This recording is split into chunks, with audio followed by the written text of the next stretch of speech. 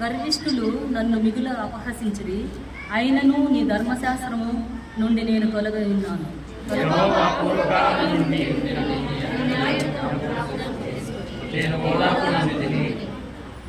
ధర్మశాస్త్రమును విడిచి నడుచుచున్న భక్తిహీనులను చూడగా నాకు అధిక రోషము పుట్టుచున్నది.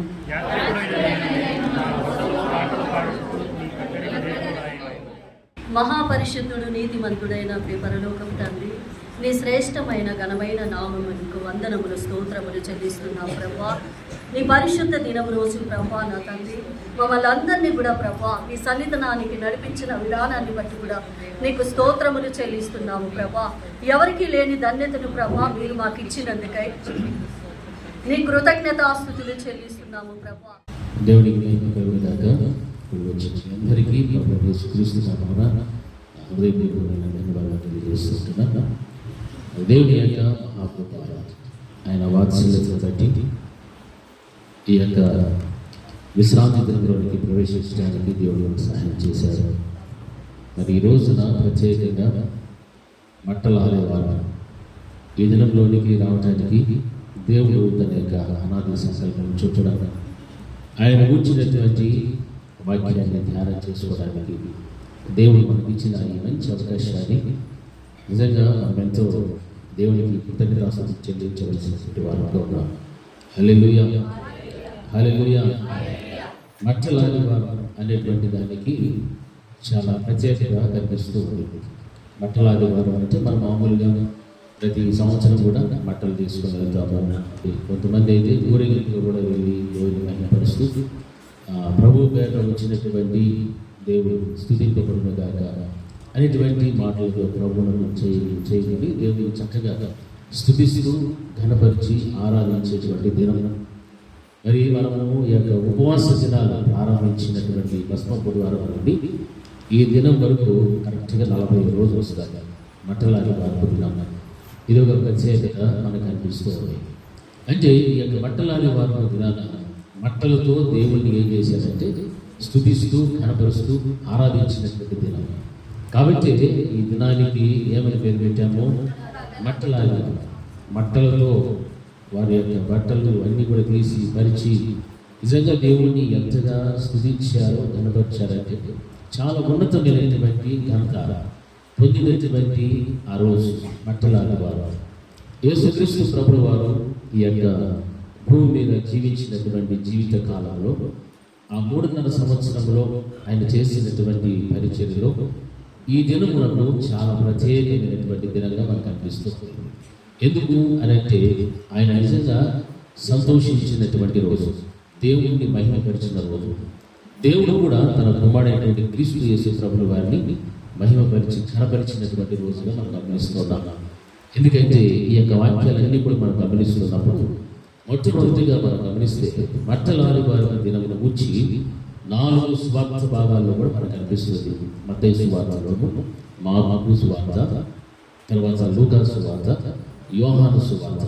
ఈ యొక్క 4 సువార్త భాగాల్లో కూడా మట్టలాది వారి దినాన్ని గురించినటువంటి వాక్యం చక్కగా ఆ వృత్తాంతం అంతా కూడా అక్కడ రాయబడి ఉన్నది.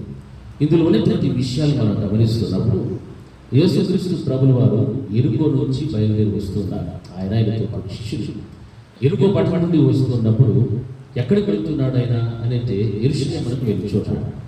యెరూషలేము పట్టణానికి వెళ్ళేటప్పుడు ఆ మధ్యలో ఒలీవల కొండ అనేటువంటిది ఒకటి వచ్చారు. ఆ ఒలీవల కొండ దగ్గరికి వచ్చి ఆయన ఆగి అక్కడ ఉన్నటువంటి దానికి దగ్గరలో ఉన్నటువంటి 2 నగరాలు లేక 2 గ్రామాలు అనుకుంటాం. 2 గ్రామాలు కనిపిస్తున్నాయి, జంట గ్రామాలు. ఒకటి బేతనియ, మరొకటి బేత్లెహేము అనేటువంటి గ్రామాలు. ఈ యొక్క గ్రామాల్లో ఉన్నటువంటి ఆ యొక్క విషయాన్ని గమనించి తన శిష్యులు 2 పిలిచి దేవుడు ఆ యొక్క గ్రామంలోనికి ఎదురుగా ఉన్న గ్రామంలోనికి వెళ్ళి ఆ గ్రామంలో కట్టబడినటువంటి గాడిద ఉంటారు, దాన్ని తీసుకుంటండి అని చెప్పాడు. తీసుకుంటండి అని చెప్పినప్పుడు వారు ఎవరైనా మిమ్మల్ని అభ్యంతరపరిస్తే అది ప్రభువునకు కావలసి ఉన్నది అని మీరు చెప్పుడి అని చెప్పారు.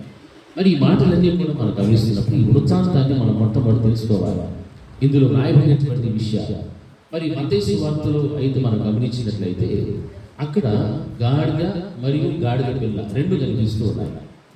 మార్కు సువార్త, లూకా సువార్త, యోహాను సువార్తలో చిన్న గాడిద అని ఈ విధంగా మనకు అనిపిస్తుంది. ఏది ఏమైనప్పటికీ కూడా వారు వెళ్ళి ఆ రెండింటిని కూడా తోలుకొని వచ్చారు. రెండింటిని తోలుకొని రావడము వెంటనే అక్కడ జరిగినటువంటి సమాచారం ప్రభువు యొక్క శిష్యులే కాదు, ఇంకను ఆయన వెంబడిస్తున్నటువంటి వారు అనేక మంది ఆయనను ఏం చేయడం ప్రారంభించాడంటే అక్కడ ఆయన స్తుతించడం ప్రారంభమవుతూ ఉంది. నిజంగా తండ్రి, కుమారుడు, పరిశుద్ధాత్మదేవుడు ముగ్గురు కూడా ఆ స్థలంలో ఆ దినాన కార్యం జరిగించినట్టుగా గమనిస్తూ ఉన్నాం. మరి తోలుకొచ్చినటువంటి 2 గాడిదలు మనకు కనిపిస్తున్నాయి. ఒక గాడిద మీద యేసుక్రీస్తు ప్రభువు వారు కూర్చున్నారు. ఆయన కూర్చున్న మురుగు దాని మీద బట్టలు పరిచారు. అనేక మంది జన సమూహము, శిష్యులందరూ కూడా వారి చేత ఖర్జూరపు మట్టలు పెట్టుకొని దేవుని స్తుతిస్తూ ప్రభువు పేరున వచ్చి వాడు స్తుతింపబడును గాక అని జయోత్సాహములతో ప్రభువునకు జయమని చెప్తూ వారు వెళ్తూ ఉన్నారు. వెళ్ళేటువంటి ఆ సమయంలో యేసుక్రీస్తు ప్రభువు వారు కూర్చున్నటువంటి ఆ గాడిదకు మునుపు ఒక గుంపు ఉంది, వెనకలో ఒక గుంపు ఉంది. ఈ విధంగా దేవుని ఎంతగా వారు స్తుతిస్తున్నారంటే అది నిజముగా దేవునికి సంతోషాన్ని కలిగించేటువంటి దినం ఈ మట్టలాది వరకు దినం.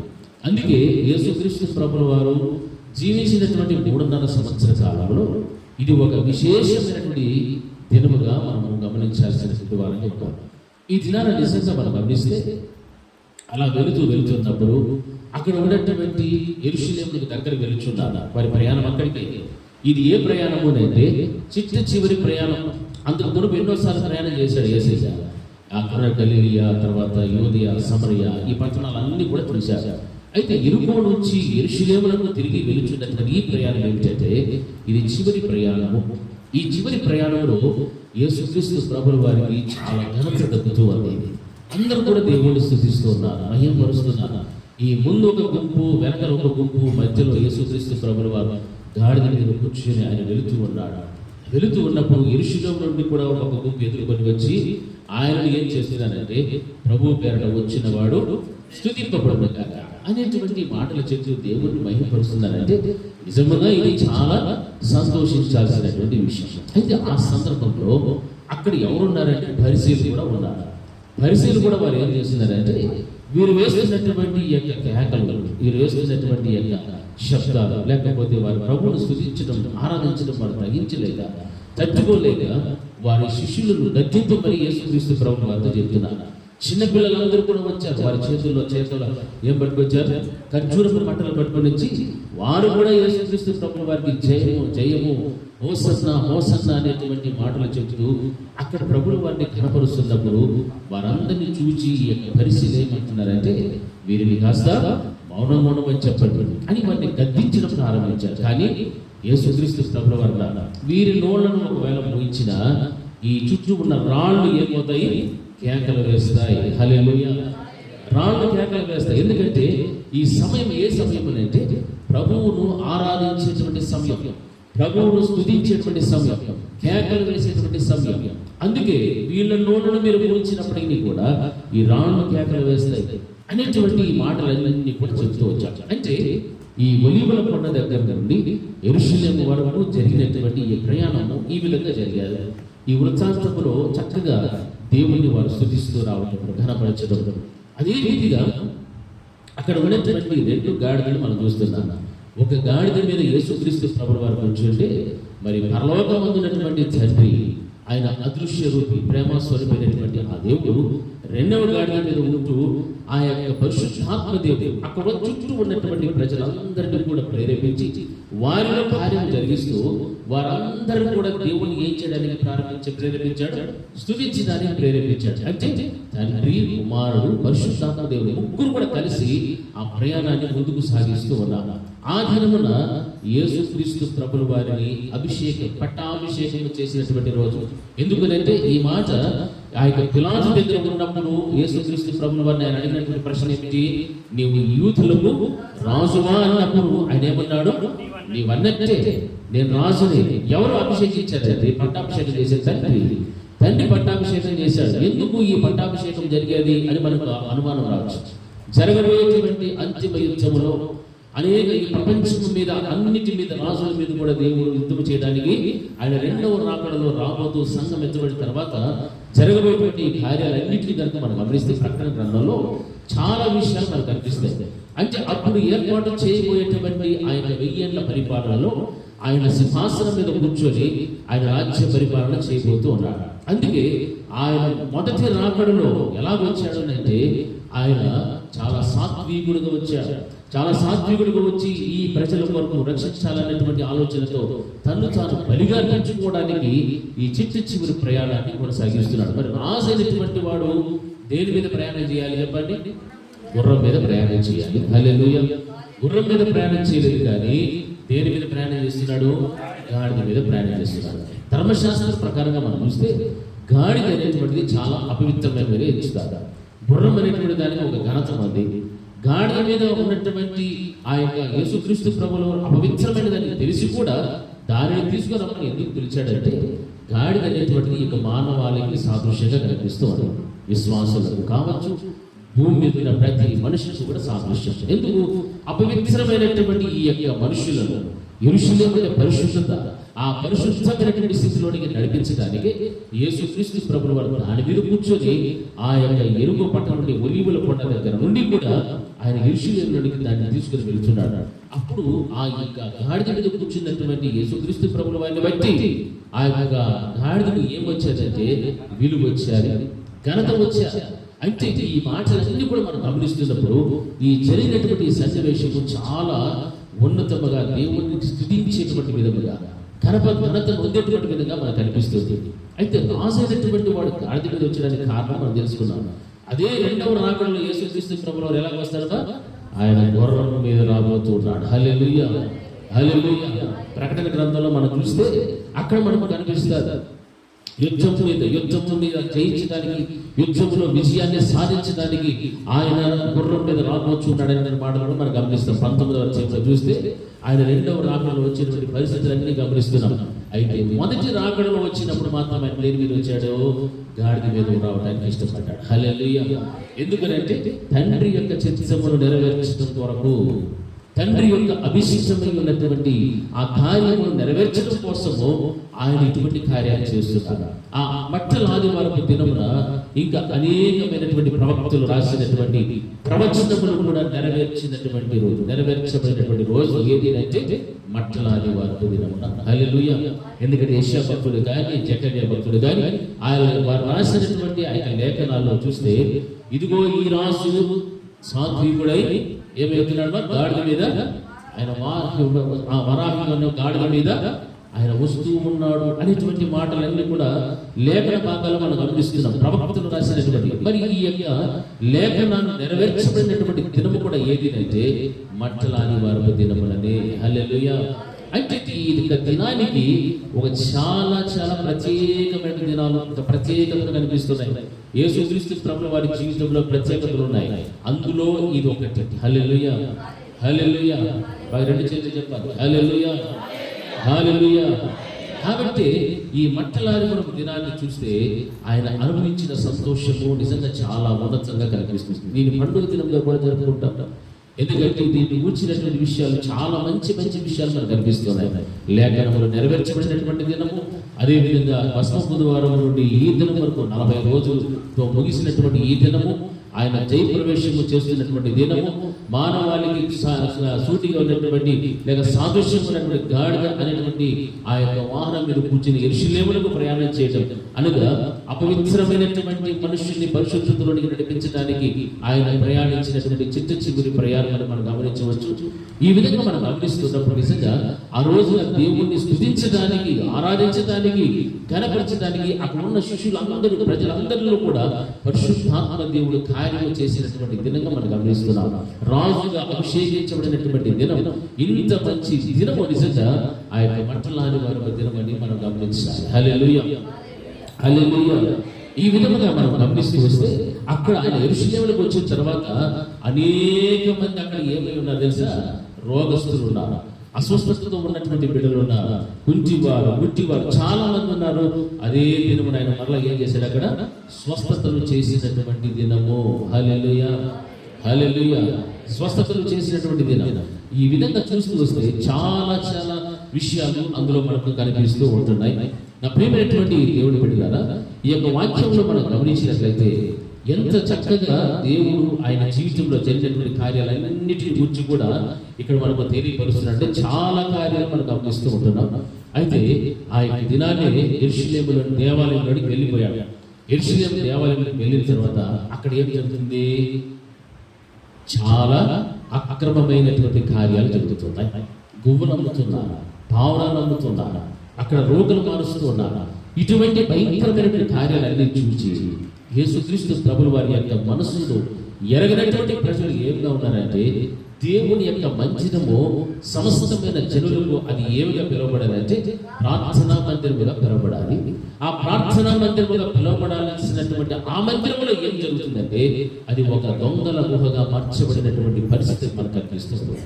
దొంగల గుహగా మార్చబడిపోయారు. ఏం కారణం అంటే అక్కడ ఉన్నటువంటి వాళ్ళందరూ కూడా వ్యాపారాలు చేస్తున్నారు. వారందరూ కూడా గువ్వలు అమ్ముకుంటున్నారు, పావురాలు అమ్ముకుంటున్నారు, రోగులు మార్చుకుంటున్నారు. ఇది దేవుని యొక్క మందిరములో జరగకూడనటువంటిది. దేవుని యొక్క మందిరములో ప్రార్థనలు జరగాలి, దేవుని వాక్యం వినిపింపబడాలి, ఇక సహవాసం ఉండాలి, పరిశుద్ధత ఉండాలి. ఈ విధమైన కార్యములకు భిన్నముగా అక్కడ జరుగుతుంది. కాబట్టి వారి పీఠములన్నింటినీ కూడా పడగొట్టి గువ్వలన్నింటినీ బయటకు పారవేసి వాళ్ళందరినీ కూడా దేవుడు అక్కడ ఏం చేశాడు? బయటకు వెళ్ళగొచ్చాడు. హల్లెలూయా. అప్పుడు ఆయన చేతులకు ఏమొచ్చారు? తొడ వచ్చారు. యేసుక్రీస్తు ప్రభువు వారు నిజంగా అంత సంతోషంగా జయోత్సాహంగా జయప్రవేశం చేసినటువంటి ఆ పరిస్థితిని చూసినప్పుడు నిజంగా ఎంతో ఆనందంగా. అయితే దేవాలయంలోనికి వచ్చి చూస్తే అంతా కూడా తండ్రి దేవునికి వ్యతిరేకం. తండ్రి దేవుని యొక్క కుమారుడు పంపబడినటువంటి వాడు చూసినప్పుడు ఎంతో కోపం కలిగాడు. అందుకే చేతులు కొనబట్టుకొని ఆ దేవాలయం అంతటి కూడా ఏం చేశాడు? యేసయ్య శుద్ధీకరణ చేశాడు. హల్లెలూయా. శుద్ధీకరణ చేసి ఒక మంచిగా దేవుని యొక్క వాక్యాన్ని ప్రకటించి సాయంకాలమైనప్పుడు ఆయన తిరిగి బేతనీయాకి వెళ్ళిపోయినట్టుగా మనం గమనిస్తాం. హల్లెలూయా, హల్లెలూయా. ఇది ఈ యొక్క వృత్తాంతంలో మనం గమనిస్తున్నటువంటి విషయాలు. ఈ యొక్క పట్టణాది వారి దినాన్ని మనం గమనిస్తున్నప్పుడు రాజుగా పట్టాభిషేకం పొంది భూమి మీద 1000 ఏళ్ల పరిపాలనను మొదలు పెట్టడానికి ముందుగానే ఇక్కడ రాజుగా పట్టాభిషేకం పొందినట్టుగా కూడా మనం విని ఉంటున్నాం. మరి జరగబోయేటువంటి ముందున్నటువంటి భవిష్యత్తు కాలంలో యేసుక్రీస్తు ప్రభువు చేయవలసినటువంటి కార్యాలను గురించినటువంటి ఆ యొక్క అవగాహన ముందుగానే తెలియపరుస్తున్నట్టుగా మనం గమనిస్తుంటున్నాం. ఈ వాక్య భాగంలో గమనిస్తే ముఖ్యమైనటువంటి విషయాలు ఈ యొక్క మంటలాది వారి దినాల్లో మనం గమనించినట్లయితే మత్తయి సువార్త 21వ అధ్యాయం 15-16 వచనాలలో అక్కడ మనకు ఏ విధంగా మనం చెప్పుకోవచ్చు అంటే చిన్న పిల్లల యొక్క పండుగగా మనం అక్కడ గమనిస్తూ ఉంటున్నాం. అక్కడ ఏమంటున్నారు? పిల్లలంతా కూడా చదువు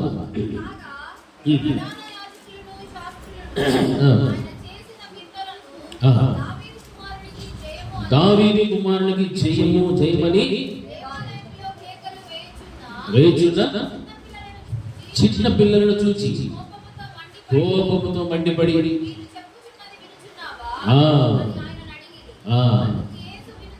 వినుచున్నాను. బాలుర యొక్కయు చెంటి పిల్లల యొక్కయు హల్లెలూయా వారి నోట స్తోత్రములను సిద్ధింపచేసి కీర్తనల గ్రంథము 8వ అధ్యాయం 2వ వచనము యొక్క వాక్యపు నెరవేర్పు ఇక్కడ జరుగుతూ ఉంది. అంటే దేవుని యొక్క ఆ యొక్క సన్నిధానంలో వారు ఏం చేస్తున్నారు అంటే దేవుని ఏం చేస్తున్నారు? స్తుతిస్తూ ఉన్నారు. ఏమని చెప్తున్నారు? దావీదు యొక్క కుమారునికి జయము జయమని. చిన్నపిల్లలు చూడండి, ప్రతి ఆదివారం కూడా సండే స్కూల్లో పిల్లలు చాలా చక్కగా వెళ్ళి దేవుడిని స్తుతిస్తూ ఉన్నారు, ఘనపరుస్తున్నారు, మహిమపరుస్తున్నారు. మరి మంటలాది వారం దినాలు కూడా ఏమని చెప్పగలరు? స్తుతిస్తున్నారంటే దావీదు కుమారునికి ఏం కలగాలి? జయము కలగాలి. హల్లెలూయా. దావీదు కుమారునికి జయం. దేని మీద జయం కావాలి? హల్లెలూయా. సాతాను మీద జయం కావాలి. జరగబోయేటువంటి 1000 ఏళ్ల పరిపాలనకు ముందు ప్రపంచమును పరిపాలిస్తున్న రాజులందరి మీద కూడా జయము కలగాలి. 2 మాసాల ముందు అనుకుంటే ఈ వాక్యాన్ని ధ్యానం చేసుకున్నాం. దేవునికి నీవు నమ్మకముగా ఉంటే ఆ రాజులందరినీ కూడా దేవుడు ఏం చేస్తానన్నాడు? జయించగలుగుతాను అని చెప్పాడు. హల్లెలూయా. మనము నమ్మకంగా ఉంటే మన నమ్మకత్వాన్ని బట్టి దేవునికి జయం కలుగుతుంది. మరి దావీదు కుమారునికి జయం కలుగునుగాక జయమని చెప్తున్నారంటే నిజంగా పిల్లలు ఎంత చక్కగా దేవుణ్ణి ఆరాధిస్తున్నారు చూడండి. అందుకే చాలా మంది పిల్లల చేతుల్లోనే ఖర్జూరపు మంటలు ఇచ్చి దేవునికి ఏం చెల్లిస్తూ ఉంటారు? స్తుతులు చెల్లిస్తూ ఉంటారు. ఇది నిజంగా వాక్య భాగంలో వ్రాయబడినటువంటి వాక్యపు నెరవేర్పు, ప్రవచనాలన్నీ కూడా నెరవేరుతూ ఉన్నాయి ఆ యొక్క దినాన. రెండవదిగా మనం గమనించినట్లయితే ప్రత్యేకత లూకాసు వార్త 19:37-38 వచనాలలో అక్కడ శిష్యుల యొక్క పండుగలో కూడా మనం చెప్పుకోవచ్చు. శిష్యుల సమూహం అంతా కూడా ప్రభువుని ఏం చేస్తున్నారంటే ఊరేగిస్తూ ఉన్నట్టుగా మనకు కనిపిస్తుంది. ప్రభు పేరున వచ్చువాడు రాజు స్తుతింపబడును గాక, పరలోకమందు సమాధానమును సర్వోన్నతమైన స్థలములలో మహిమ కలిగి ఉంటుందిగా. కానీ అన్నిటిని గూర్చి దేవునికి స్తోత్రము చేసాగిరి. హల్లెలూయా, హల్లెలూయా. ఇవన్నీ కూడా ఈ ఒలీవల కొండ దగ్గర నుంచి వెళుతూ యెరూషలేముకు వెళ్తున్నప్పుడు వీరందరూ కూడా దేవుని ఏం చేస్తున్నారు? స్తుతిస్తూ ఊరేగింపుతో తీసుకొని వెళ్తున్నారు. ఊరేగింపుతో నిజంగా చూడండి, ఊరేగింపు తీసుకొని వెళ్ళడం అంటే ఎంత ఘనత ఉంటుందంటే చాలా ఘనత. వారిని ఎప్పటికీ మర్చిపోరు, వాళ్ళని ఎప్పుడు కూడా జ్ఞాపకంలో పెట్టుకుంటారు. మన యొక్క పితరుల కాలంలో అయితే పెళ్లిళ్ళు కనుక జరిగితే ఏం చేసేవారు?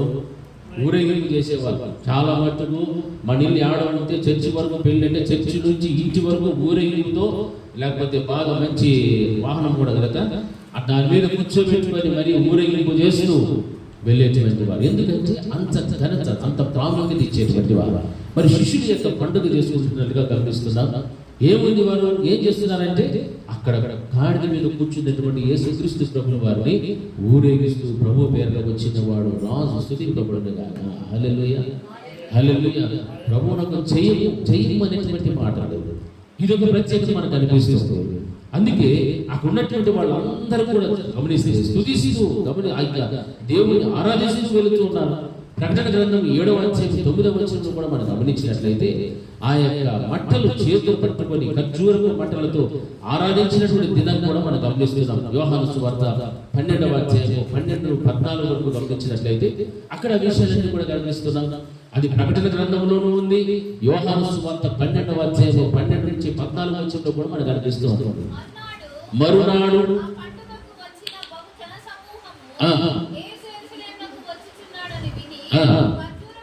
ఖర్జూరపు మట్టలను పట్టుకొని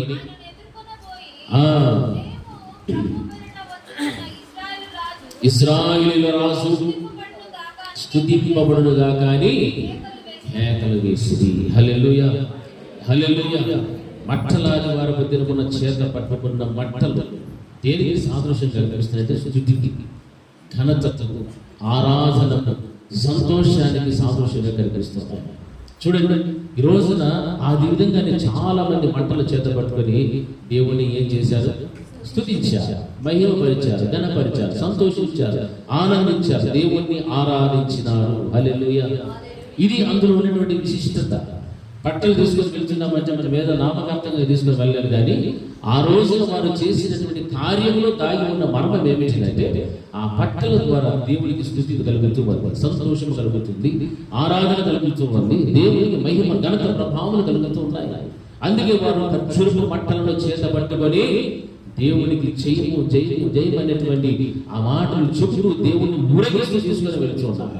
ఎంత గొప్ప ఘనత కలిగినటువంటి దినము ఆ యొక్క మట్టలాది వారి దినంలో మనం గమనిస్తూ ఉంటున్నాం. నా ప్రియమైనటువంటి వారు, నిజంగా ఈ విషయాలన్నీ కూడా మనం చూస్తే మన జీవితంలో కూడా దేవుడిని ఆ విధముగా మనము ఆరాధించేటువంటి వారుగా, స్తుతించేటువంటి వారుగా, దేవుడిని సంతోషపెట్టినటువంటి వారంగా మనం జీవించాలి. ఆ రోజున మన చేతుల్లో ఖర్జూరపు మట్టలు ఉన్నాయి. అయితే ఒక రోజున మన చేతుల్లో కూడా ఖర్జూరపు మట్టలు రావాలి. ప్రకటన గ్రంథంలో మనం చదివితే అక్కడ 7వ అధ్యాయం 9వ వచనంలో అక్కడ కనిపిస్తారు.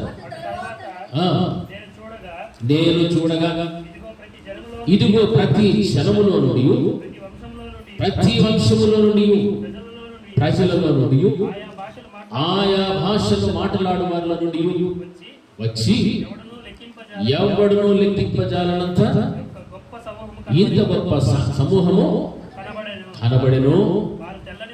వారు తెల్లని వస్త్రములు ధరించుకుని వారై ఖర్జూరపు మట్టలు చేత పట్టుకొని సింహాసనం ఎదుట, గొర్రెపిల్ల ఎదుట సింహాసనాసీనుడైన ఆ దేవునికి గొర్రె పిల్లకు ఆ రక్షణకై స్తోత్రము అని హల్లెలూయా హల్లెలూయా. ఆయా భాషలు ఆయా జనము అందరూ కూడా తెల్లని వస్త్రములు ధరించుకొని నిజంగా పరలోకంలో ఏం చేస్తున్నారు? ఖర్జూరపు మట్టలు చేత పట్టుకుని వారు దేవునిని స్తుతిస్తూ ఉన్నారు, ఘనపరుస్తూ ఉన్నారు. అక్కడికి వెళ్ళాలి అంటే మనకి ఇక్కడున్నటువంటి అవకాశాన్ని సద్వినియోగం చేసుకోవాలి. ఇక్కడ ఇచ్చిన ఈ సద్వినియోగం చేసుకోవాల్సిన అవకాశం ఏదైతే ఉందంటే దేవుడు మన ప్రాణం ఇచ్చినాడు, ఆరోగ్యం ఇచ్చినాడు, భూమి మీద బ్రతకడానికి ఇంకా దేవుడు మనకు సమయాన్ని పెంచాడు. ఈ పెంచినటువంటి ఈ కాలంలో మనల్ని మనం ఏం చేసుకోవాలంటే దేవుణ్ణి స్తుతించేటువంటి వారుగా, దేవుని ఘనపరిచే వారుగా, సంతోషం పెట్టేటువంటి వారుగా మనం జీవిస్తే ఒక రోజున పరలోక రాజ్యములో కూడా ఆయా జాతులు మాట్లాడేటువంటి వారిలో మనము కూడా చేర్చబడిపోతాము. హల్లెలూయా. అక్కడ మన వస్త్రములు తెల్లని వస్త్రములుగా కనబడాలి. అక్కడ మన చేతుల్లో ఖర్జూరపు మట్టలు పట్టుకొని దేవుని మనం ఏం చేయగలుగుతాము? ఆరాధించగలుగుతాం, స్తుతిస్తాం, మహిమపరుస్తాం, ఘనపరుస్తాం. స్తోత్రము చేయబడినటువంటి మాటలు మన నోట గొర్రె పిల్లకును మనం ఏం చేస్తాము? స్తోత్రాలు చెల్లిస్తూ రాగలుగుతాం. హల్లెలూయా హల్లెలూయా. ఈ విధమైనటువంటి కార్యాలన్నీ కూడా మనం చేయాలి. అదే మత్తయి సువార్త 21వ అధ్యాయం 13-14 వచనంలో కూడా మనం ఒక మాట గమనిస్తే అక్కడ కూడా ఏం గమనించాము?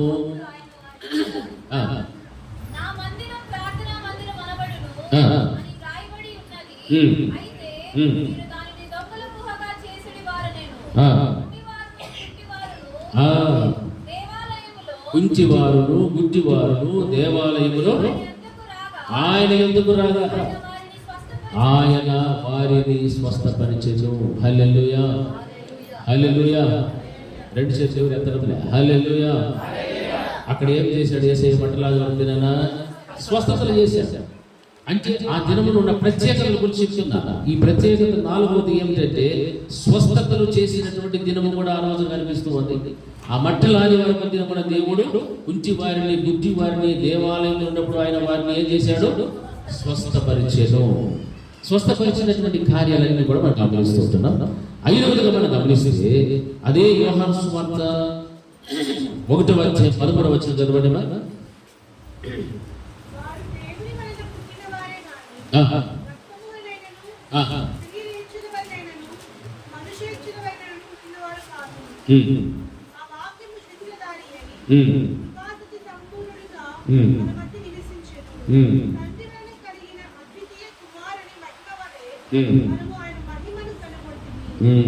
హల్లెలూయా గట్టిగా హల్లెలూయా.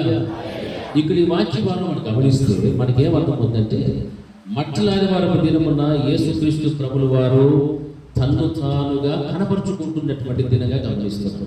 తను ఎవరో, వారు ఎవరి కోసం ఎదురు చూస్తున్నారు? మా యూదులు మెస్సయ్య కోసం ఎదురు చూస్తూ ఉన్నారు. ఇప్పటికీ కూడా వారు ఎవరి కోసం ఎదురు చూస్తున్నారు? మెస్సయ్య కోసమే. పోయిన వారంలోనో ఎప్పుడో చేశారు కదా, ఆయన ప్రకటన చేశారు. ఇజ్రాయెల్ రాజు వచ్చే మాసంలో ఎవరు వస్తున్నారు? మెస్సయ్య వస్తున్నాడు అని చెప్పాడు. చూడండి ఎంత విచిత్రమైనటువంటి స్టేట్మెంట్. వచ్చే నెలలో ఎవరు వస్తారు? మాకు మెస్సయ్య రాబోతున్నాడు. వాడికి తెలియడం లేదు. మెస్సయ్య రావడం అయ్యాలి. మొదటి రాకడలో వచ్చాడు, మరణించాడు, పునరుద్ధరణుడైతే వెళ్ళిపోయాడు. తిరిగి 2వ రాకడలో రాబోతున్నాడు. కానీ వారు ఎదురు చూస్తున్న మెస్సయ్య ఏం తెలిసిన క్రీస్తు విరోధులకు వచ్చినటువంటి మాటలు వారు మాట్లాడుతున్నారు. అంటే వారు గ్రహించలేని స్థితిలోనే ఇంకా బ్రతుకుతూ ఉన్నారు. యేసుక్రీస్తు ప్రభువు వారిని కూర్చున్నటువంటి సువార్త ఈ రోజున మన దేశం నుండి అనేక మంది సువార్థికులు అక్కడికి వెళ్ళి వారికి ఏం చేస్తున్నారు తెలుసా? సువార్తను ప్రకటించే పరిస్థితులు వచ్చాయి.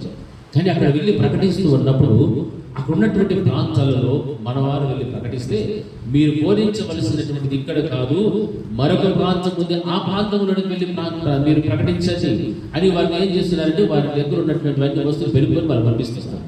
చూడండి ఎంత అమాయకము, లేకపోతే ఎంత గుడ్డితనంతో వారు బతుకుతున్నారంటే చాలా గుడ్డితనంతో బ్రతుకుతున్నారు. నేటి వరకు కూడా మరి ఇజ్రాయేలు యొక్క రాజే ఆ విధమైన ప్రకటన చేశాడంటే వారు ఇంకా ఎవరి కోసం ఎదురు చూస్తున్నారు? రాబోయేటువంటి వాడు మెస్సయ్య వస్తాడు. అది కూడా తారీఖు కూడా వచ్చేసాడు. వచ్చే మాసంలో రాబోతున్నాడు. చూడండి ఎంత విచిత్రమైనటువంటి ఇవన్నీ కూడా యేసుక్రీస్తు ప్రభువు వారి యొక్క రాకడకు మునుపు జరగబోయేటువంటి కార్యాలు. అంటే క్రీస్తు విరోధి, అబద్ధమైనటువంటి బోధకులు, అబద్ధపు మాటలు, రాజ్యముల మీదకి రాజ్యములు, జనం మీదకి జనము, కరువులు, భూకంపాలు, ఇవన్నీ కూడా ఒకదాని తర్వాత ఒకటి జరుగుతూ అన్ని అయిపోతూ ఉన్నాయి. మరి క్రీస్తు ప్రభువు వారి యొక్క రాకడ ఇంకా రాలేదే అని మనం అనుకోవచ్చు. కానీ యేసు క్రీస్తు ప్రభువు వారిని గురించిన సువార్త భూ ప్రపంచం మీద ఉన్నటువంటి ప్రతి మనిషికి కూడా చాటింపబడాలి, తెలియపరచబడాలి. యేసు క్రీస్తు ప్రభువు వారి నిజమైనటువంటి దేవుడు, నిజమైనటువంటి లోక రక్షకుడు అనేటువంటి సత్యం అందరికీ కూడా అది ప్రకటించబడాలి. ఆ తర్వాతనే క్రీస్తు ప్రభువు వారి యొక్క రాకడ ఉంచాలి. హల్లెలూయా, గట్టిగా హల్లెలూయా, హల్లెలూయా. మరి ఆ విధముగా ఈ రోజున మెస్సయ్య కోసం వారు ఎదురు చూస్తున్నారు. అంటే క్రీస్తు విరోధికి వారు గుర్తుపడుతున్నారు, కానీ వచ్చి వెళ్ళిపోయినటువంటి యేసు క్రీస్తు ప్రభువు వారిని కూర్చున్నటువంటి అవగాహన వారికి లేదు. అందుకే ఆ విధమైనటువంటి ప్రకటనలు వారు చేస్తున్నారు. అందుకే యేసు క్రీస్తు ప్రభువు వారు అప్పుడే యోహాను సువార్తలోనే కనిపిస్తున్నాడు, తన్ను తాను కనపరుచుకుంటున్నటువంటి దినముగా కనిపిస్తుంది. ఆరవదిగా మనం గమనిస్తే యేసు క్రీస్తు ప్రభువు వారు రాజుగా పట్టాభిషేకము పొందినటువంటి ఆ దినము తండ్రి చేత పరిశుద్ధాత్మ దేవుని యొక్క కార్యములు అక్కడ జరుగుతూ ఉన్నాయి. 1000 ఏళ్ల పరిపాలనకు ముందుగానే పట్టాభిషేకము చేయించుకున్నటువంటి యేసుక్రీస్తు ప్రభువు వారు. అయితే ఆయన రాజుగా పట్టాభిషేకము చేయించుకున్నాడే కానీ రాజ్య పరిపాలన చేయలేదు. ఎందుకు రాజ్య పరిపాలన చేయలేదంటే నశించిపోతున్నటువంటి అపవిత్రమైనటువంటి ప్రతి మనిషిని కూడా పరిశుద్ధతలోనికి నడిపించాలి అంటే ఆయన ఏమైపోవాలి, తన్ను తాను బలిగా అర్పణగా అర్పించుకోవాలి. కాబట్టి తన యొక్క రక్తమును చిందించాలి. కాబట్టి ఆ రోజున దేవుడు ఏం చేశాడంటే తన్ను తాను మన కోసం తన ప్రాణాన్ని పెట్టాడు. ఎందుకు ఈ యొక్క మట్టలాది వరకు దినం కూడా ఎప్పుడు వచ్చేదంటే పస్కా పండుగ జరిగేటువంటి దినాల్లో వచ్చారు. మరి యేసుక్రీస్తు ప్రభువు వారు ఏమిగా మార్చబడ్డాడంటే మన కొరకు పస్కా బలి పశువుగా మార్చబడిపోయాడు. హల్లెలూయా. ఆయన రాజుగా పట్టాభిషేకం పొందుకున్నప్పటికీ కూడా మన కొరకు ప్రాణం పెట్టి మొదటి రాకడలో తిరిగి వెళ్ళిపోయాడు. అయితే రెండవ రాకడలో వచ్చేటప్పుడు ఆయన అందరి మీద కూడా యుద్ధము జరిగించి అందరికీ కూడా నాశనం జరిగించిన తర్వాత ఎవడైతే దేవుడికి విరోధులుగా లేస్తారో వాళ్ళందరికీ కూడా ఏముంటుంది, నాశనమే, అపజయమే ఉంటుంది. అప్పుడు యేసుక్రీస్తు ప్రభువు వారు 1000 ఏళ్ల పరిపాలన ఆయన కొనసాగించబోతున్నాడు. హల్లెలూయా. ఆ 1000 ఏళ్ల పరిపాలనలో నిజముగా ఆయన సింహాసనం మీద కూర్చొని అప్పుడు పరిపాలించినప్పుడు ఒకే రాజ్యము, ఒకే దేవుడు, ఒకే మాట ఆ విధంగా ఉండబోతుంది. అది చాలా సంతోషకరమైనటువంటి ఆ దినాలు రాబోతూ ఉన్నాయి. హల్లెలూయా, హల్లెలూయా.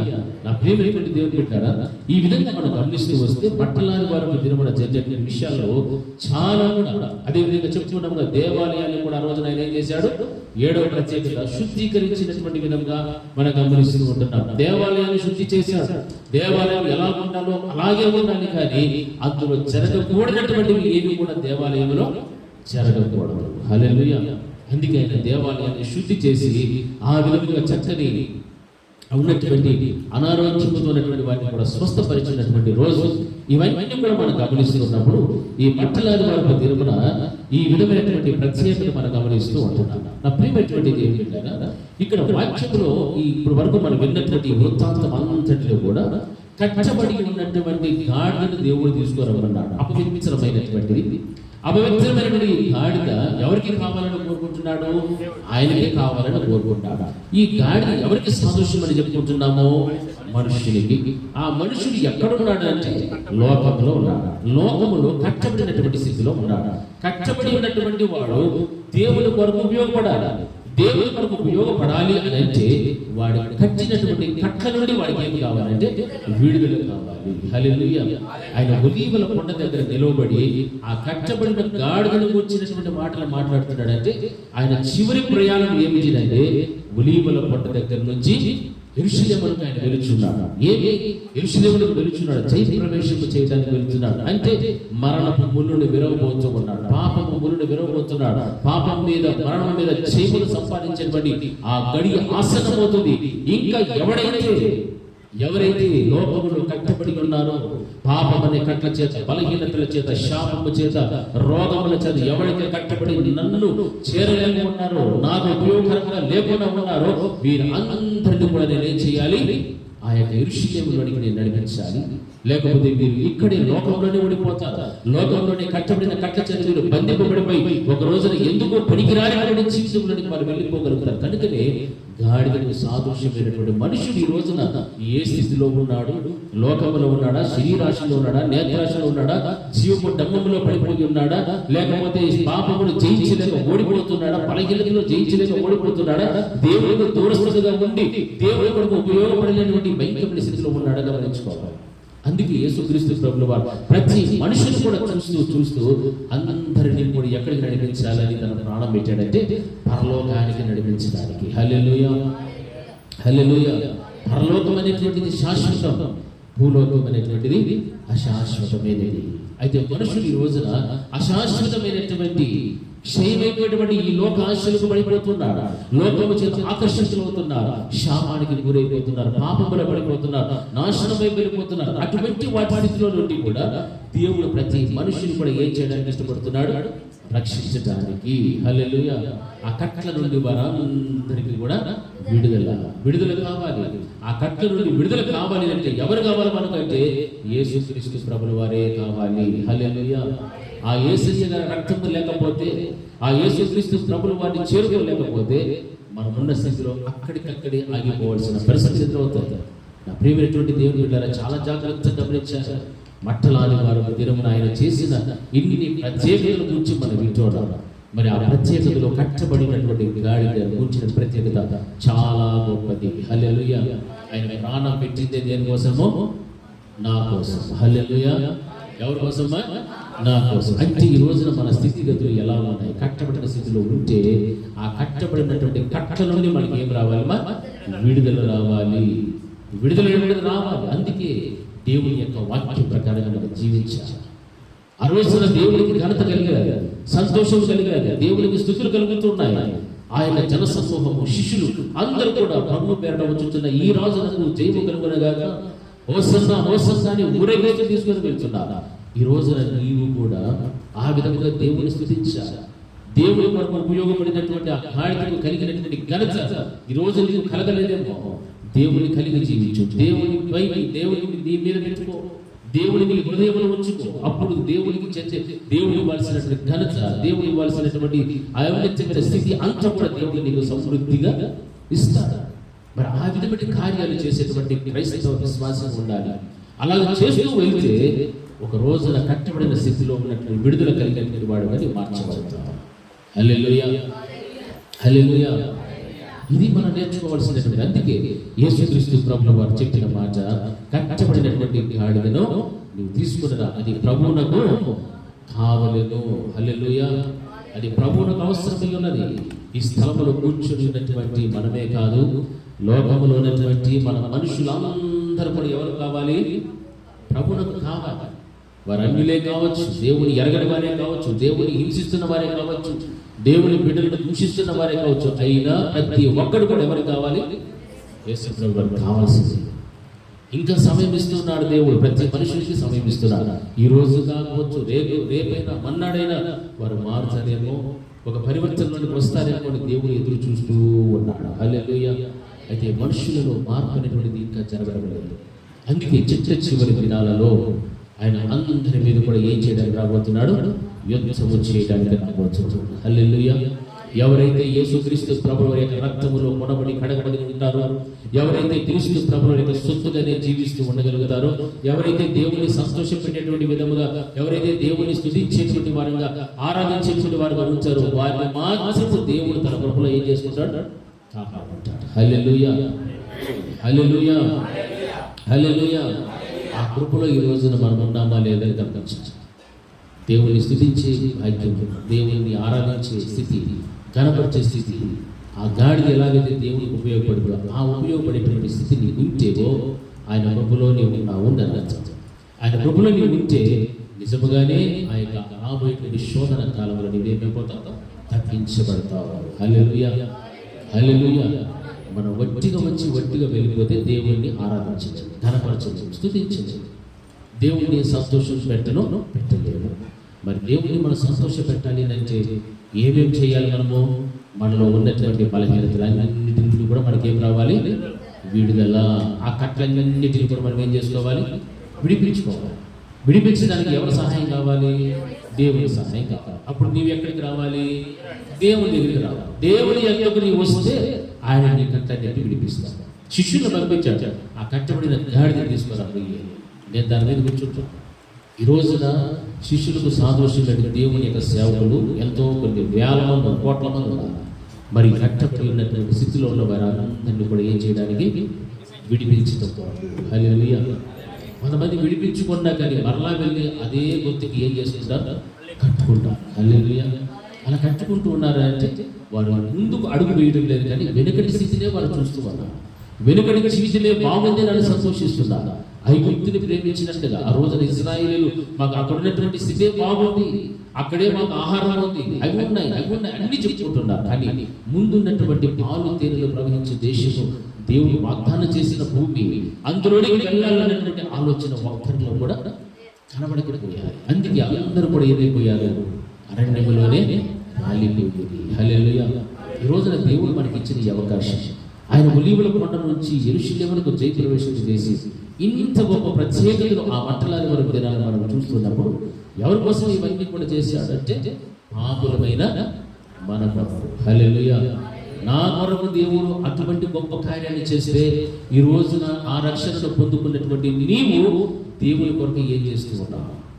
దేవుని సంతోషపెట్టేటువంటి స్థితిలో నీవు ఇంటివో, నీవు నిజంగా ఆయన ప్రభులో దాచబడి ఉన్నావు. లేదు ఆయన దుఃఖపడుతూనే ఉన్నావు అంటే ఇంకా కట్టబడిన స్థితిలోనే నీవు ఉన్నావు అని దాన్ని అర్థం చేసుకోవాలి. కట్టబడిన స్థితిలో ఉంటే ఏమీ ప్రయోజనం లేదండి. యేసుక్రీస్తు ప్రభువు యొక్క రాకడ ఎప్పుడో మనకు తెలియలే, రానయ్యున్న క్రీస్తుకే తెలియదు. అటువంటి దినాల్లో మనం ఉన్నాము. ఆ దినాలలో చాలా భయంకరమైన చెడ్డ దినాలని చెబుతున్నాం.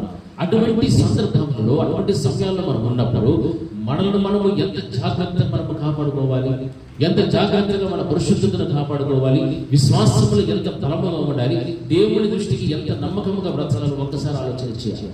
ఇవన్నీ కనుక మనం ఆ హృదయంలో ఆచరణ పెడితే మన మనసు ఎప్పటికీ కూడా తొట్టిల్లిపోకుండా, ఆయన దూరం కాకుండా ఎప్పుడు కూడా ఆయనకు ఎలా ఉంటుంది? దగ్గరగానే ఉంటుంది. హల్లెలూయా. ఎటు చెప్తాం? హల్లెలూయా, హల్లెలూయా, హల్లెలూయా. కాబట్టి ఈ యొక్క వాక్య భాగంలో మనం గమనిస్తున్నప్పుడు మనిషిని కొరకు యేసుక్రీస్తు ప్రభువు వారు ఇంత గొప్ప త్యాగం చేశాడంటే నిజంగా ఏ మనుషుడు కూడా ఎవరి కోసము ఇటువంటి గొప్ప త్యాగమో చెయ్యలేడు. ఏ దేవుడు కూడా మనుషుల కోసం ఇటువంటి త్యాగమో చెయ్యలేరు. మన ప్రభు అయినటువంటి యేసుక్రీస్తు ప్రభువు వారు ఒక్కడే మన కోసం ఏం పెట్టాడు? ప్రాణం పెట్టాడు. మన ఇంట్లో ఉన్నటువంటి భార్య కోసం భర్త ప్రాణం పెట్టగలదా? భర్త కోసం భార్య పెట్టగలదా? బిడ్డల కోసం తల్లిదండ్రుల కోసం బిడ్డలు ఎవరు పెట్టలేదు. ఎందుకంటే పెట్టలేదు, అంతే. వారి యొక్క గుణం అటువంటిది. అయితే దేవుని యొక్క గుణం వేరు. ఆయన ప్రేమస్వరూపి. ఆయన ప్రేమకు హద్దులే లేవు. హద్దు లేనటువంటి ప్రేమ. అంత గొప్ప ప్రేమ కలిగి ఉన్నాడు కాబట్టి తండ్రి లోకమును ఏం చేశాడు? ఎంతో ప్రేమించాడు కాబట్టి తన అద్వితీయ కుమారుడైనటువంటి యేసుక్రీస్తు ప్రభువు వారిని మన కొరకు ఏం చేసినాడు? అనుగ్రహించెను. హల్లెలూయా. ఆయన అనుగ్రహిస్తేనే మనం ఈ రోజున రక్షణ పొంది ఈ విధంగా ఆయన గురించి వింటున్నాము, ఆయన స్తుతిస్తున్నాము, ఆయన పాటల ద్వారా భయపరుస్తున్నాము, ప్రార్థనలు చేస్తున్నాము. ఇవన్నీ కూడా ఆ రోజు ఆయన చేసే కార్యములు బట్టి మాత్రమే. అదే క్రీస్తు ప్రభువుల వారే మన కోసం రక్తం కార్చకపోయి ఉండింటే ఈ రోజు ఈ స్థలంలో మనం ఉండేవాళ్ళమా? లేదు. నేను ఉండేవాడిని కాదు, మీరు ఉండేవాళ్ళు కాదు. ఎవరు అందరూ కూడా శాపంలో నాశనం అయిపోయి జీవించేవాడు. అయితే దేవుడు మనం ప్రేమించాడు అంటే నిజంగా ఆయన ఉన్నటువంటి ఆ మహోన్నతమైన పరలోకరాజ్యంలోనికి మనలందరినీ కూడా తీసుకువెళ్ళడానికి ఇష్టపడ్డాడు. హల్లెలూయా. అది ఆయన ప్రేమ. ఆయన ప్రేమ ముందు మన ప్రేమను కనుక పోలిస్తే ఎందుకు పనికిరానటువంటి ప్రేమ, ఏ విధము చేతను పోల్చుకోలేనటువంటి ప్రేమ మనలో ఉంటారు. అయితే ప్రభువు వారి యొక్క ప్రేమ చాలా ఔన్నత్యమైనటువంటిది. హల్లెలూయా, హల్లెలూయా. ఆ విధముగా మనం జీవిస్తే ఒక రోజున ప్రకటన గ్రంథంలో మనం చదువుకున్నట్టుగా ఖర్జూరపు మట్టలు చేత పట్టుకొని అక్కడ పరలోక రాజ్యములు తెల్లని వస్త్రములు ధరించుకొని గొర్రె పిల్లలు స్తోత్రము కలుగునుగాక అని మనం కూడా ఏం చేస్తామో స్తుతించగలుగుతాము. హల్లెలూయా, హల్లెలూయా, హల్లెలూయా, ఎందుకంటే ఈ రోజున మన జీవితంలో ఎన్నో ఉన్నాయి, బలహీనతలు ఉన్నాయి, పాపాలు ఉన్నాయి, ఏమేమో ఉన్నాయి. మన అనుదిన చర్యల్లో తెలిసి కొన్ని తెలియని కొన్ని ఎన్నో బలహీనతలు మనం చేసేస్తూ ఉన్నాం. మన అటువంటిప్పుడు ఆజ్ఞను అతిక్రమించినట్టే కాదా? అతిక్రమించినట్టు. అతిక్రమం ఏమవుతుంది? పాపముగా మార్చబడిపోతుంది. పాపము వల్ల వచ్చే జీతము మరణముగా మార్చబడిపోతుంది. చూడండి, మనం చేసే చిన్న చిన్న పొరపాట్లు పాపం అయిపోతున్నాయి. పాపం వల్ల వచ్చే జీతం ఏమిటిదంటే మరణమే. ఆ మరణం అనేటువంటిది ఏమిటి? నిత్య నరకం. ఆ నరకంలోనికి వెళ్ళిపోయేటటువంటి సులువుగా చిక్కులు పెట్టేటువంటి పాపాలు, బలహీనతలు మనుషులు ఈ రోజున సాతరణలు కలుగు చేస్తూ ఉంటాం. హల్లెలూయా. మనకు తెలియకుండానే మన ప్రేరేపణలు ఒకవేళ లేకపోయిన సాతరణ మనకు ఏం చేస్తాడు? ఆలోచనలు పుట్టిస్తాడు, హృదయంలో తలంపులు తీసుకొస్తాడు. సులువుగా చిక్కులు పెట్టి పాపములను బట్టి మరణానికి పాత్రలైతే అది నిత్య నరకానికి తీసుకుని వెళ్ళిపోతుంది. హల్లెలూయా, హల్లెలూయా. మరి అటువంటి స్థితిలోనికి ఎవరు కూడా వెళ్ళకూడదు. వెళితే ఇక చరచరములు యుగములు ఎక్కడ ఉండాల్సి వస్తుంది? నరకం ఎలా ఉంటుంది? చాలా భయంకరం. అగ్ని, ఆరు, పురుగు, చావు అంటే అంత భయంకరమైనటువంటి మంటల్లో ఇంకా దానికి అంతం లేదు. ఎప్పుడు కూడా అలాగా మాడుతూ మెసేజ్ ఉండాల్సి. హల్లెలూయా, హల్లెలూయా. అందుకే మొదటి యోహాను పత్రికలు మనం గమనిస్తే 1వ అధ్యాయం 7వ వచనంలో మాట రాయవచ్చు. అక్కడ రాయబడిన మాట గమనిస్తే యేసుక్రీస్తు ప్రభువు యొక్క రక్తము ఆయన వెలుగులోనున్న ప్రకారం మనము వెలుగులో నడిచిన యెడల మనము అన్యోన్య సహవాసము గలవారమై యుందము.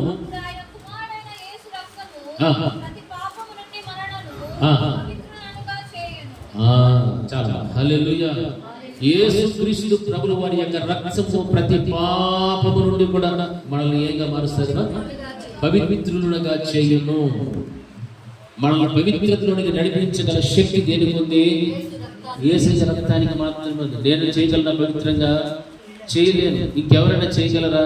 చేయలేదు. ఎందుకంటే మనుషులు చేసిన పాపములకు ప్రాయశ్చిత్తము కలగాలన్నా, పవిత్రతలోనికి రావాలంటే పరిశుద్ధుడైనటువంటి మనుషుని యొక్క రక్తమే చిందింపబడాలి.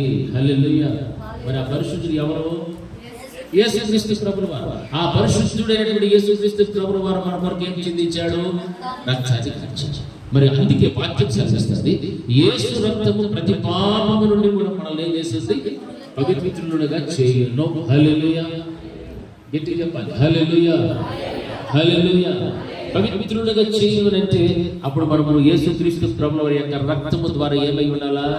కడగబడి ఉండాలి. హల్లెలూయా. కడగబడి ఉంటే మన జీవితం అంతా కూడా ఎలా ఉంటుంది? పవిత్రంగానే ఉంటుంది. మన మాట, మన ఆలోచన, మన తలంపులు, మన చూపులు, మన క్రియలు అన్నీ కూడా చూస్తే పవిత్రంగానే కనగడాలి. ఏ ఒక్క విషయంలో కూడా అపవిత్రమైనటువంటిది చోటు చేసుకోకూడదు. ఎందుకు? వాక్యం సెలవిస్తారు, ఒకవేళ నీవు ఆ స్థితిలో ఉంటే కట్టబడి ఉన్నావు, పాపానికి కట్టబడి ఉన్నావు, బలహీనతలకు కట్టబడి ఉన్నావు, ఈర్ష్యలతో, అసూయలతో, సంశయములతో, సనువులతో, వీటితో నీవు కట్టబడి ఉంటివో, అయితే దాని నుంచి నీకు విడుదల రావాలంటే యేసుక్రీస్తు ప్రభువు వారి యొక్క రక్తమే నీకు సహాయం చేయాలి. కాబట్టి ఆ యేసయ్య దగ్గరికి వచ్చే పాదాల దగ్గర మోకాల్లోని ప్రభువా నీ రక్తముతో నన్ను ఏం చేయాలా? కడుగు, శుద్ధీకరించు, నన్ను పరిశుద్ధపరచు, పవిత్రపరచుమనైనా అని మనం ఏం చేయాలా? మన ఆత్మను కుమ్మరించి దేవుని పాదాలు పట్టుకొని అడగాలి. హల్లెలూయా. పశ్చాత్తాపముతో ప్రార్థన చేస్తే అప్పుడు వాక్యములు సెలవించిన రీతిగా యేసు రక్తము ప్రతి పాపముల నుండి కూడా మనం ఏం చేస్తుంది? పవిత్రులుగా చేయును. ఇది నమ్మదగినటువంటి మాట. మరి మనుషులు భూమి మీద ఎవడు కూడా మన పాపం నుంచి మనకు విడుదల ఇవ్వలే. యేసుక్రీస్తు ఒక్కడే మన పాపములకు విడుదల ఇవ్వగలుగుతాడు. ఆయననే నమ్మాలి, ఆయన ఎందే మనకు భక్తి ఉండాలి, ఆయనంటేనే భయం ఉండాలి, ఆయనంటేనే విశ్వాసం ఉండాలి. ఎందుకంటే ఆయనే మనకేమి ఇచ్చాడు? రక్షణ ఇచ్చినటువంటి దేవుడు. హల్లెలూయా, హల్లెలూయా. ఈరోజు మనం ఆలోచన చేయాలి, నా జీవితంలో నేను ఏ విధముగా యేసుక్రీస్తు ప్రభువు యొక్క రక్తము ద్వారా నాలో ఉన్న పాపములన్నిటి నుంచి నేను పవిత్రురాలుగా మార్చబడ్డానా? మార్చబడి ఉంటే నా జీవితం ఎలా ఉంది? ఒకవేళ మార్చబడలేకపోతే నేను ఇంకా కట్టబడి ఉన్నానేమో. అందుకే ఈ రోజున కూడా యేసుక్రీస్తు ప్రభువు వారు నాకు ఏమి ఇచ్చాడు? పిలిపిస్తూ ఉన్నాడు. హల్లెలూయా. నన్ను పిలిపిస్తున్నాడు యేసయ్య. ఎందుకంటే ఆ కట్టల్లో నుంచి ఏమైపోవాలా? విడుదల పొంది రావాలి దేవుని వద్దకు. ఒకవేళ నువ్వు విడుదల పొంది ఉంచివో నీవు ప్రతి పాపము నుండి కూడా నేను ఏం చేసి ఉండాలి? రక్తము పవిత్రునిగా పవిత్రులుగా చేసి ఉండాలి. మనమే ప్రశ్న చేసుకున్నాం. మనం పవిత్రులమైతే, పవిత్రురాలమైతే ఎవరి రక్తములు కడగబడి ఉంటామో?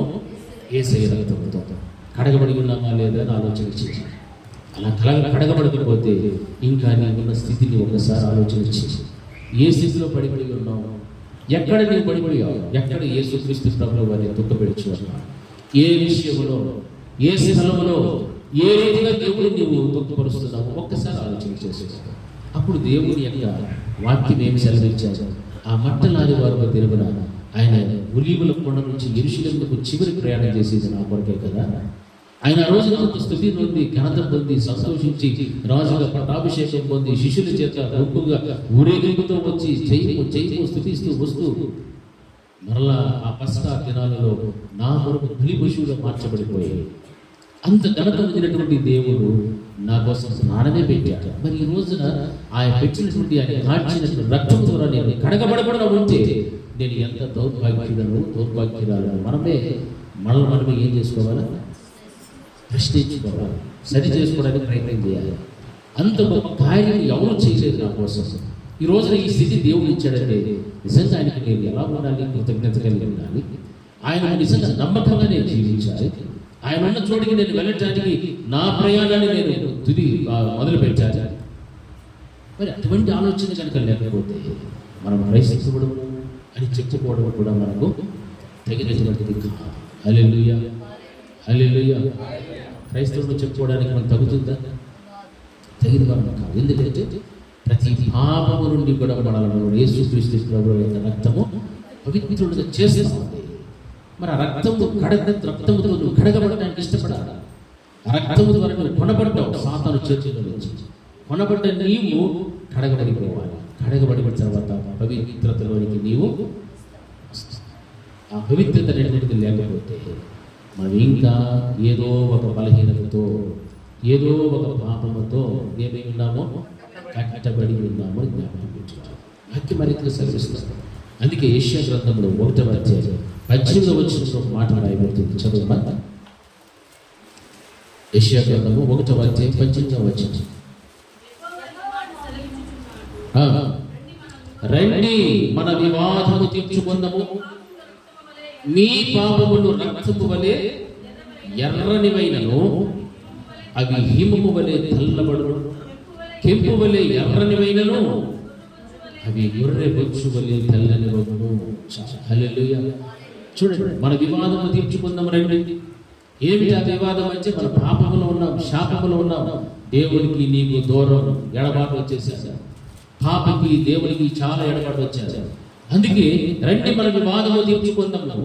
దేవుడికి నాకు మధ్య సమాధానం లేదు.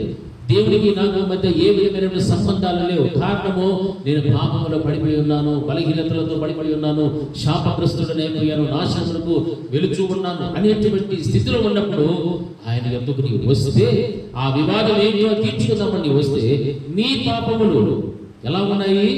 నీ పాపముల రక్తము వలె ఎర్రనివైనను అవి హిమము వలె తెల్లగా మార్చబడతాయి. నీ పాపములు రక్తము వలె ఎర్రనివైతే కూడా అవి హిమము వలె తెల్లగా మార్చబడతాయి. కెంపు వలె ఎర్రగా ఉంటే కూడా అవి గొర్రె బొచ్చు వలె తెల్లగైపోతాయి. హల్లెలూయా, హల్లెలూయా, హల్లెలూయా. ఎంత గొప్ప ధన్యత ఎవరికైనా ఇచ్చాడా దేవుడు?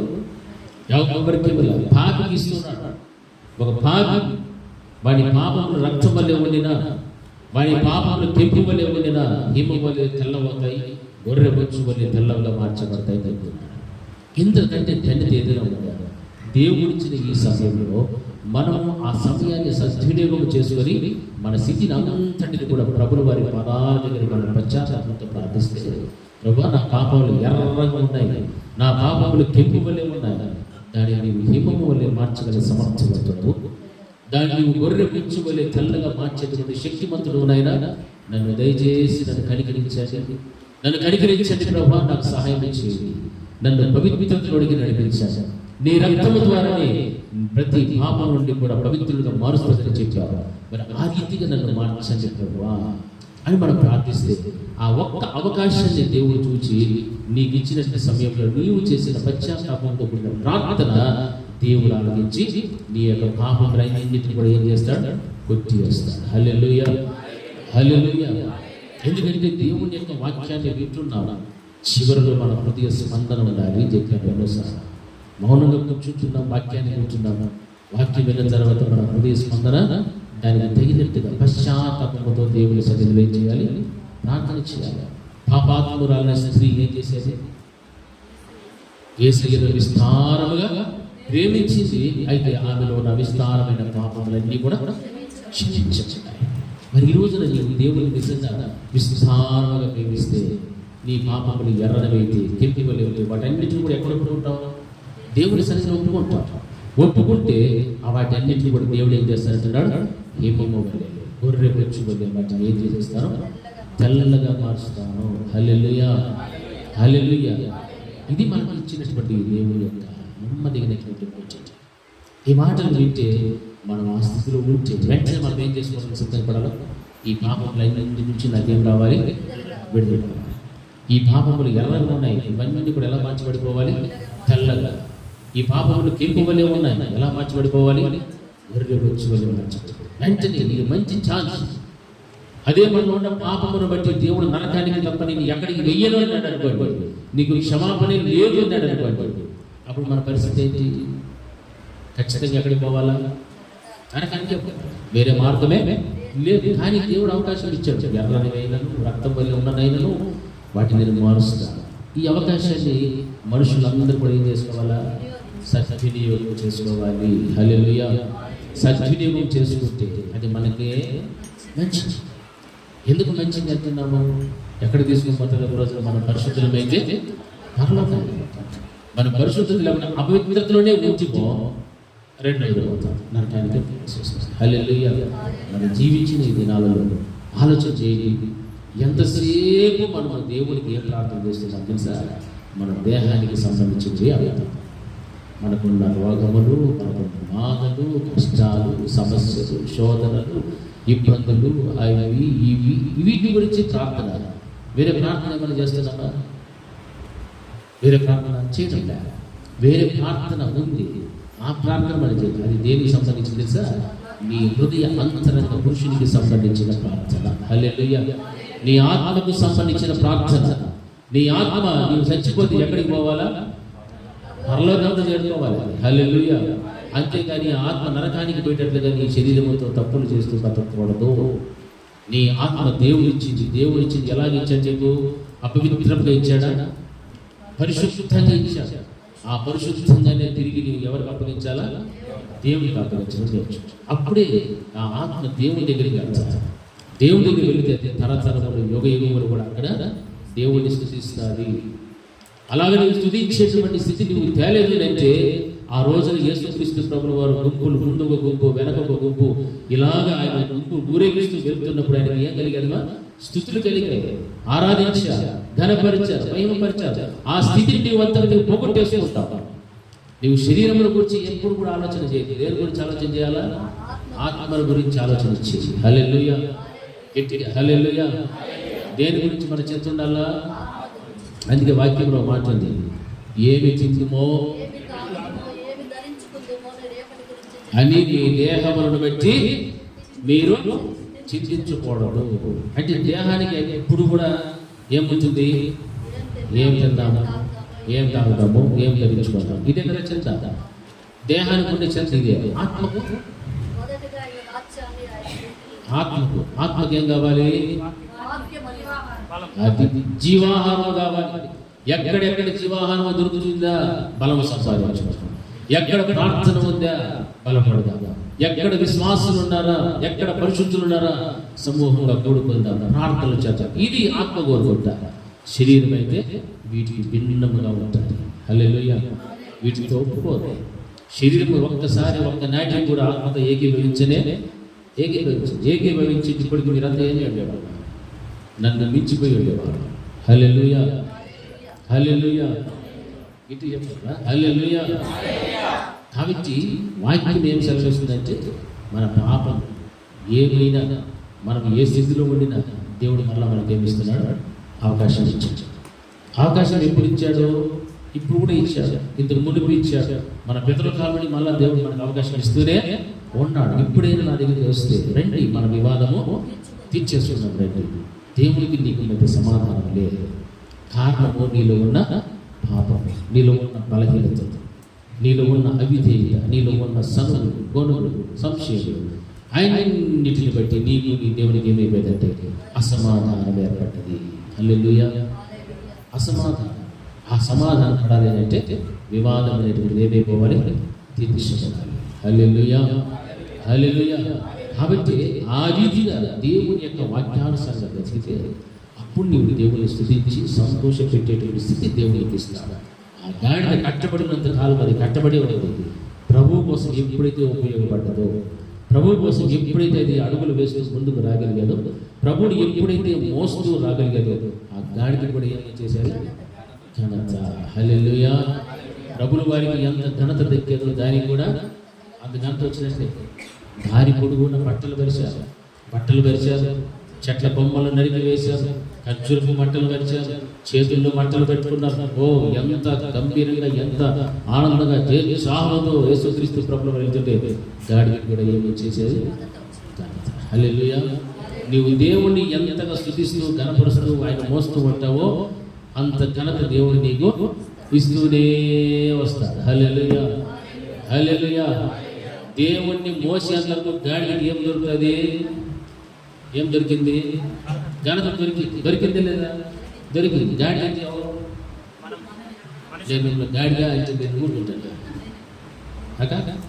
ఎవరు గాడి?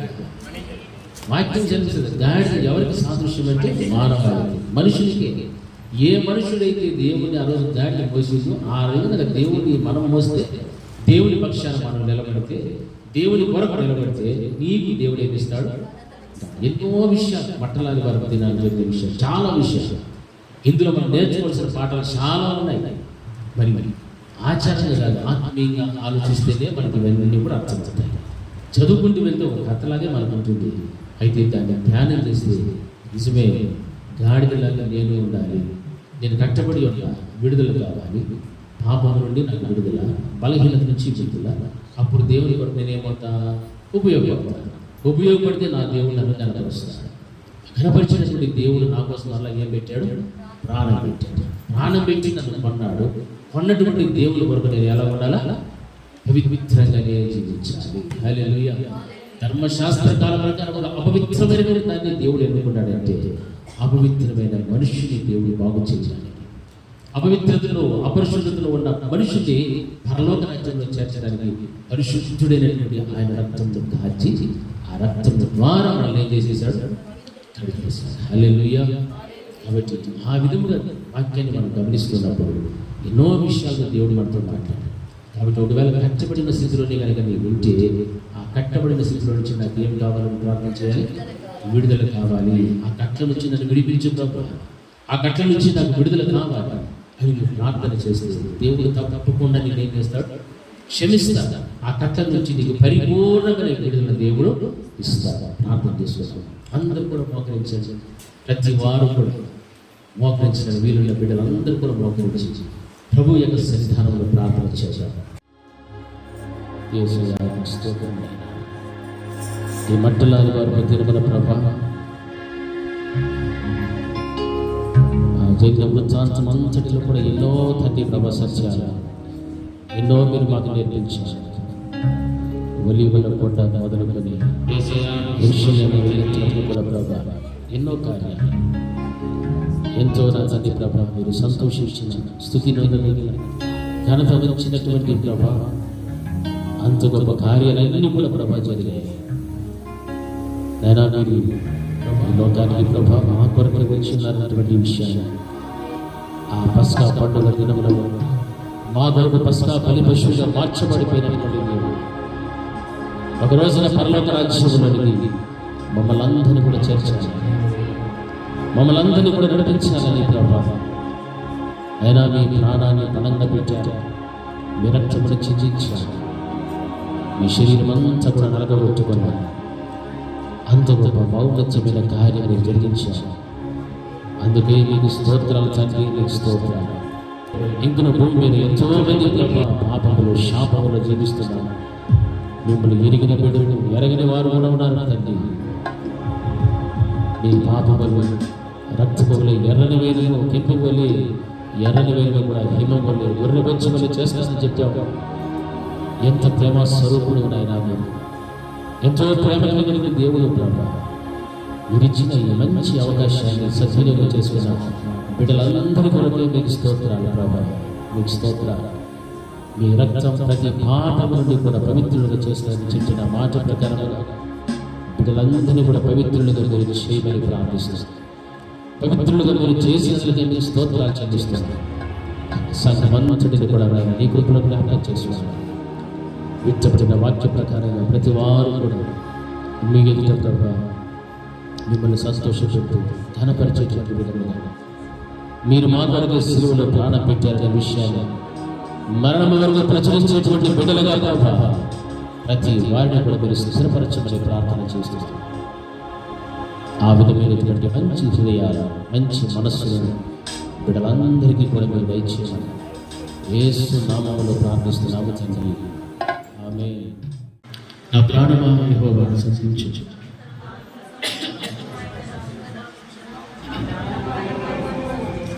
ఆయన చేసే ఉపకారాలు దేనిని మరొకము. మన తండ్రి అయిన దేవుని ప్రేమ, కుమారుడైన యేసుక్రీస్తు యొక్క కృప, పరిశుద్ధాత్మ యొక్క అన్యోన్య సహవాసం ఇప్పుడు ఎల్లప్పుడూ నిత్యం నిరంతరం సదాకాలం ఆయన కృపా సమాధానం తోడి నడిపించుగాక. అందరికీ వందనాలు. ఆరాధనకు యోగ్యుడా, నిత్యము స్తుతించెదను. నీ మేలులను మరువకనే ఎల్లప్పుడూ స్తుతి పాడెదను. ఆరాధనకు